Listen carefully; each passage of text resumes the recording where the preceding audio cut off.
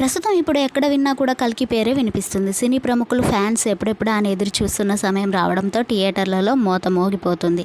కల్కి మూవీ ప్రపంచవ్యాప్తంగా రిలీజ్ అయింది. మూవీ రిలీజ్ అయిన ప్రతి థియేటర్లోనూ సెలబ్రేషన్ చేసుకుంటున్నారు అభిమానులు. మొత్తానికి డైరెక్టర్ నాగేశ్వర్ 5 సంవత్సరాల పాటు పడిన కష్టానికి ప్రతిఫలం దొరికింది. మూవీ బ్లాక్ బస్టర్ రివ్యూని అందుకుంటుంది. డార్లింగ్ ప్రభాస్ హ్యూమన్ని 100% వాడినందుకు నాగేశ్వర్కి ప్రభాస్ ఫ్యాన్స్ థ్యాంక్స్ తెలియజేస్తున్నారు. ఈ క్రమంలో సెలబ్రిటీస్ సైతం పాన్ ఇండియా స్టార్ అయిన ప్రభాస్ కల్కి మూవీ చూసేందుకు సందడి చేస్తున్నారు. ఈ క్రమంలో రేణుదేశయ్య గారు కూడా సినిమాపై ఆసక్తికర పోస్టులు చేశారు. హైదరాబాద్లోని ప్రసాద్ హైమాక్స్ థియేటర్కి తన ఫ్యామిలీతో కలిసి మూవీకి వెళ్లారు. 2-3 తప్ప మిగిలిన వారంతా కల్కి టీషర్ట్ ధరించి సందడి చేశారు.